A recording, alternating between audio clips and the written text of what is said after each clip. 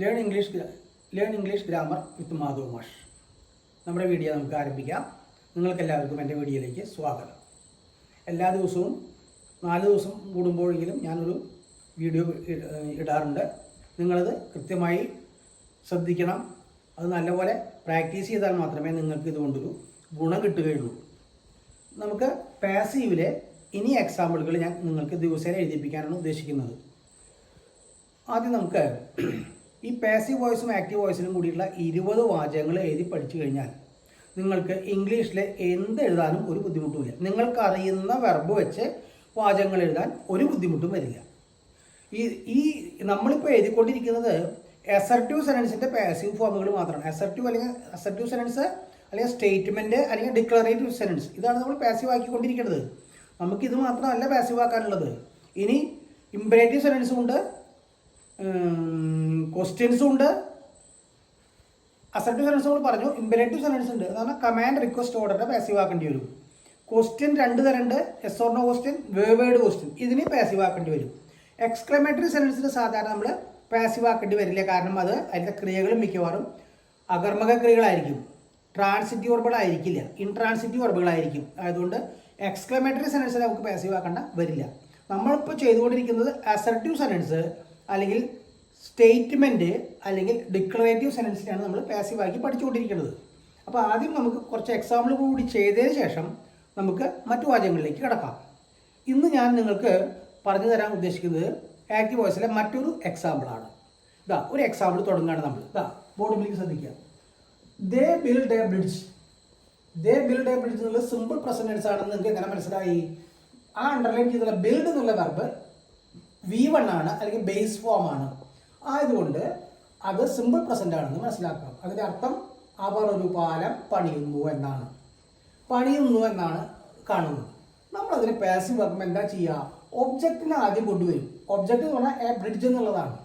A bridge is built by them എന്നാവും. A bridge is built by them എന്നാവും. ഒരു പാലം അവരാൽ പണിയപ്പെടുന്നു. പണിയുന്നു, പണിയപ്പെടുന്നു. ബിൽഡ് എന്ന് പോയിട്ട് എന്തായി? ഈസ് ബിൽറ്റ് എന്നായി. എ ബ്രിഡ്ജ് എന്നുള്ളതിന് പകരം ബ്രിഡ്ജസ് ആണെങ്കിൽ ആർ ബിൽറ്റ് എന്നാവും. മനസ്സിലായ കാര്യങ്ങൾ? അതെ, ഒബ്ജക്റ്റിനെ സബ്ജക്റ്റ് ആയി കൊണ്ടുവന്നു. വെർബ് ബിൽഡ് എന്നുള്ളതിലെ ചെറിയ മാറ്റം വന്നു.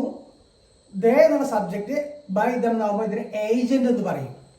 ഇതാണ് ഉണ്ടാവുന്നത്. അപ്പോൾ ആക്റ്റീവിനെ പാസീവ് ആക്കുമ്പോൾ ഒബ്ജക്റ്റ് ആദ്യം വരുന്നു, വെർബിൽ ചെറിയതായ വ്യത്യാസം വരുന്നു, സബ്ജക്റ്റ് ഏജന്റായി മാറുന്നു. അതാണ് ഈ സാറുന്ന സാധനം. അപ്പോൾ അതിൻ്റെ അർത്ഥം എന്താ വരുന്നത്? A bridge is built by them എന്നുള്ളത് ഒരു പാലം അവരാൽ പണിയപ്പെടുന്നു. പണിയുന്നു എന്ന് പോയിട്ട് പണിയപ്പെടുന്നു എന്ന് പാസീവിലായി. അപ്പോൾ ഈ പാസീവിൽ അപ്പോൾ ഈ പെടുന്നു എന്ന് വരും.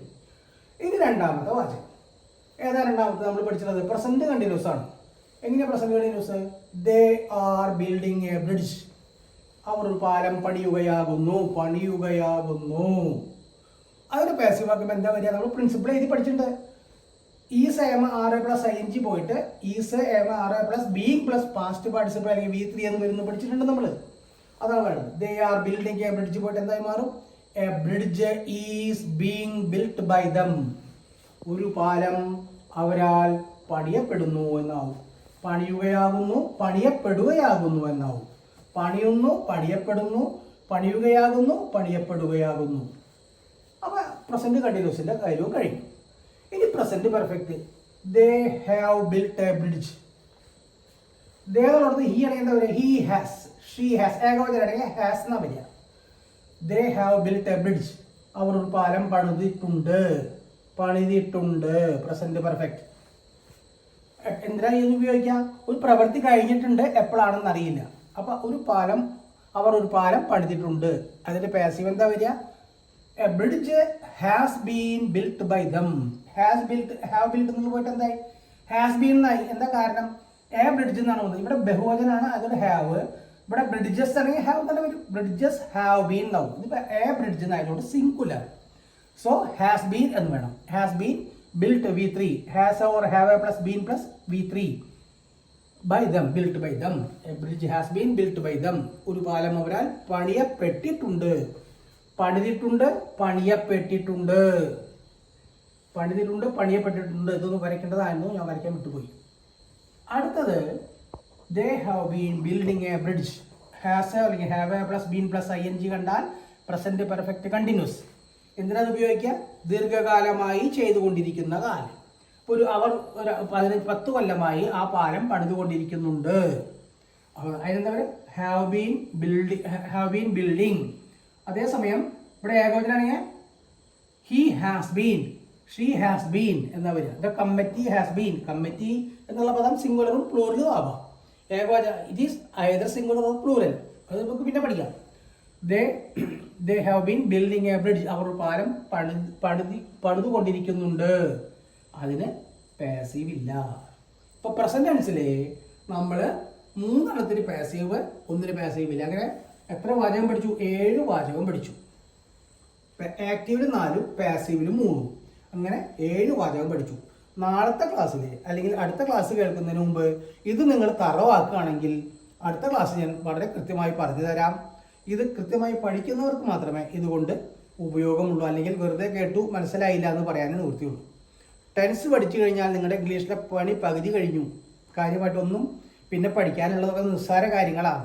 ഇത് പഠിച്ചു കഴിഞ്ഞാൽ മറ്റതെല്ലാം പഠിക്കാൻ വളരെ സിമ്പിളാണ്.